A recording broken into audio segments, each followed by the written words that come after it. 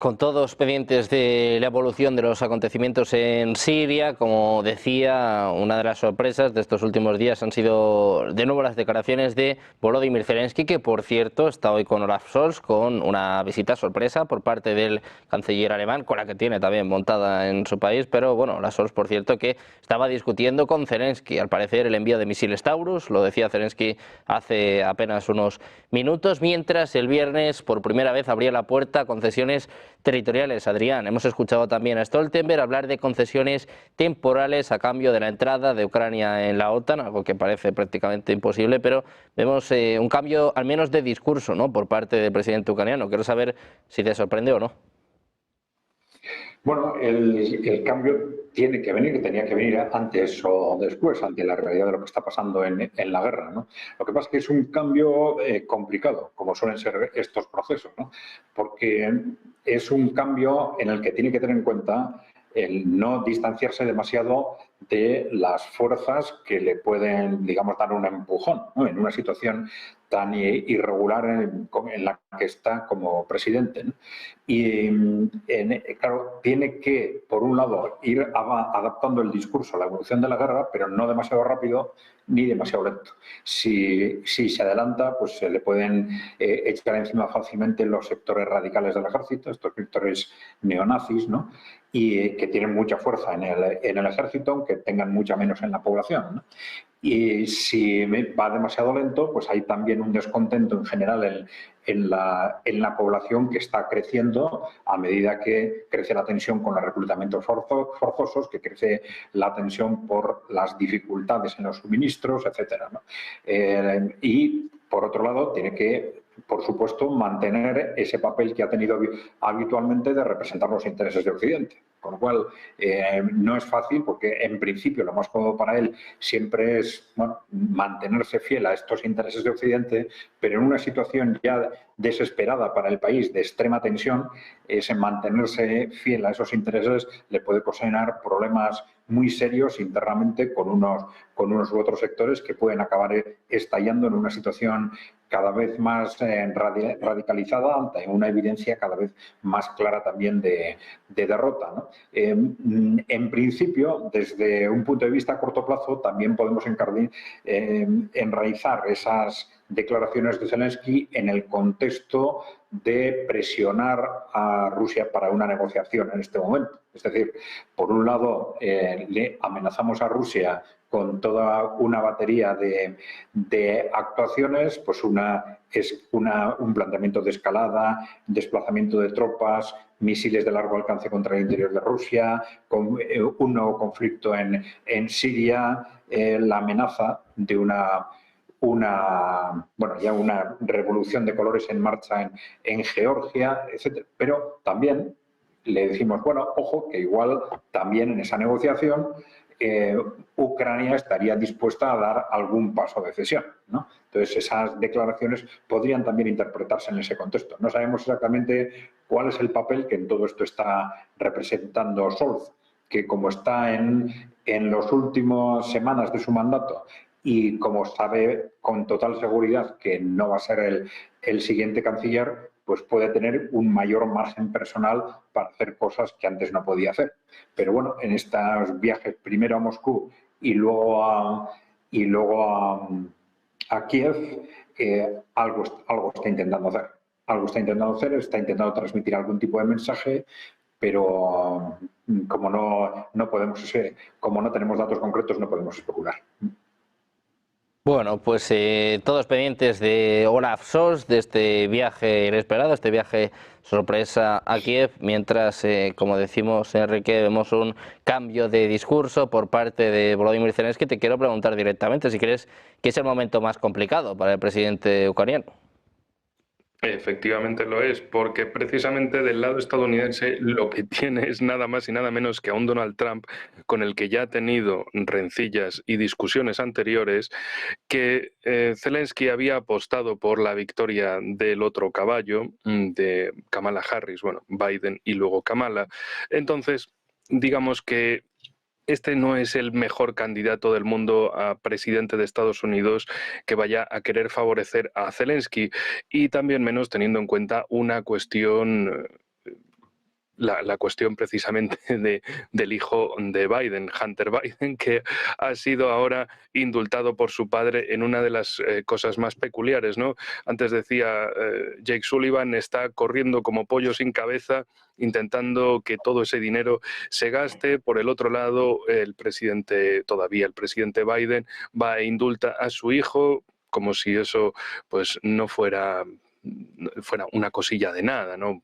Y ahora Zelensky se encuentra con que va a tener a un Trump con mucha hostilidad, que lo que quiere es mirar para el bienestar de su país al menos, y no precisamente para un Zelensky cuya inversión ya está amortizada, que el proyecto Ucrania ha caído,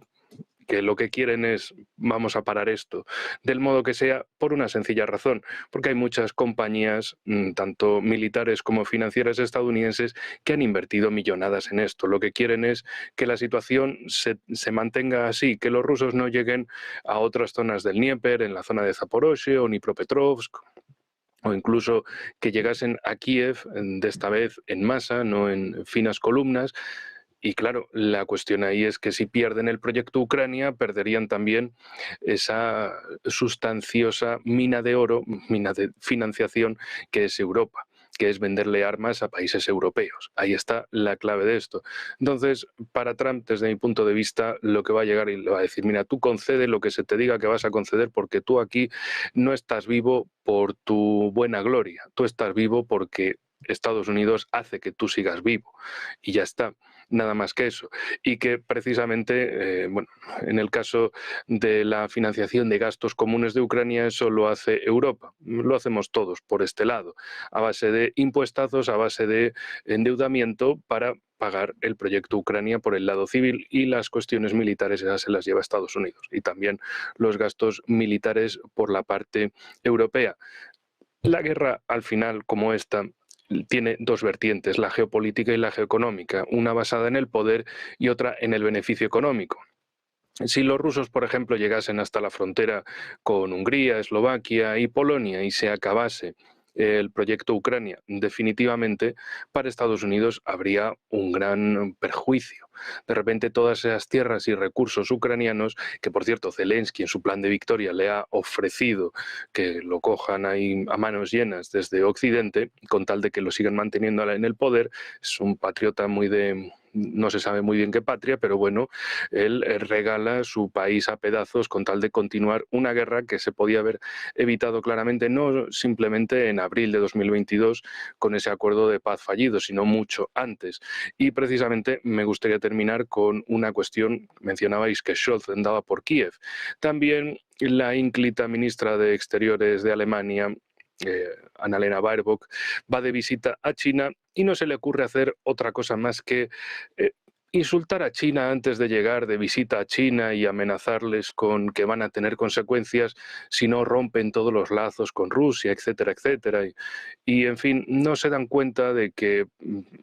Annalena Baerbock puede tener a Ucrania como el centro de sus dramas del mundo, pero China tiene otros, y uno de ellos es Taiwán. Y resulta que Rusia y China tienen a un personaje común, que es el gobierno estadounidense metido en sus dos conflictos geopolíticos fundamentales. Pero bueno, no pasa nada, seguro que Kaja Kallas, de gobernar Estonia ahora a ser la lideresa de la diplomacia europea, lo va a hacer mucho mejor que Borrell. Seguro que sí, confiemos, confiemos. Pero por si acaso, si les dicen que no es un abismo lo que hay de frente, sí, lo es. Y así estamos. Bueno, de momento Kaja Kallas lo que dice es que no descarta enviar tropas europeas a Ucrania, así que desde luego que empieza dejando el listón muy alto, empieza muy arriba Kaja Kallas, pero bueno, más allá de esto, José Luis, te quiero preguntar por Zelensky, que quizá no está en todo lo alto, sino en su momento más bajo, con la llegada de Trump, con estos avances de Rusia, con incluso el secretario general de la OTAN, Jens Stoltenberg, hablando de concesiones temporales. Te quiero preguntar lo mismo, José Luis, ¿es el momento más difícil para Zelensky? Pues casi es el momento para ir buscando un billete hacia su mansión de Miami, ¿no? Porque claramente se está viendo un poco el final un poco de este proceso, y que desde luego se necesitaría una cara novedosa para el proceso de reconstrucción de la Ucrania que quede soberana e independiente y que claramente no puede ser Zelensky, podemos decir, por las actuaciones políticas un poco que ha tenido durante todos estos años, ¿no? Una persona muy controvertida, no nos vamos a meter aquí con sus actuaciones políticas y de otro sentido, y la restricción de libertades que ha provocado también dentro de su país. O sea, que parece que los ámbitos un poco de libertades terminan, se puede decir aquí en el este europeo, ya no continúan, se puede decir a continuación, ¿no? O sea, sí que estamos hablando de un personaje que, como bien se ha dicho, sobrevive y mantiene su propia autonomía y protagonismo político exclusivamente bajo el interés que se le ha dado en el exterior, ¿no? Claramente, pues su complicidad con Hunter Biden pues ha llevado a que ahora, bueno, pues Biden salve a su hijo, pero se esté los 2 últimos meses, bueno, pues intentando pues salvar un poco los muebles con ese apoyo masivo económico y forzando a los países europeos a que el armamento que han estado limitando, sobre todo de alta tecnología en los últimos meses, sean enviados para retardar, ralentizar un poco un avance ruso que cada vez se va desarrollando con más fuerza, ¿no? E intentando, atacando pues en mayor en profundidad y los sectores de retaguardia, bueno, a ver cómo pueden congelar ese avance y dejar ya una situación de coreanización del frente que pueda ya establecerse, bueno, pues un frente de esa manera. Pero eso también plantearía, en el caso de Zelensky, bueno, un cambio de rostro, una persona que, bueno, nueva, que pudiera ilusionar a la población en ese proceso de reconstrucción y también incluso de identidad, y además en un proceso de democratización del país que pudiera llevar con esa salvación de sus instituciones políticas a una homologación con Europa para su posible integración en las instituciones, que es en definitiva por lo que se ha empezado un poco toda esta guerra, ¿no? Por la cercanía de la OTAN a la frontera rusa y por la eliminación del carácter de neutralidad de los países intermedios que existían entre la Federación Rusa y la Alianza Atlántica, ¿no? En este ámbito. Así que en ese aspecto y en ese sentido, bueno, pues yo creo que Zelensky es un hombre del presente, pero que va a carecer de un protagonismo en el futuro importante. No sé si será de los conferenciantes como exmandatarios que puedan pulular por las diferentes universidades, pues cobrando cantidades masivas, como hacen expresidentes de otros países, contando un poco su pasado. Pero se ve que Zelensky ya tiene más un protagonismo como hombre del pasado que como hombre del futuro para su país, ¿no?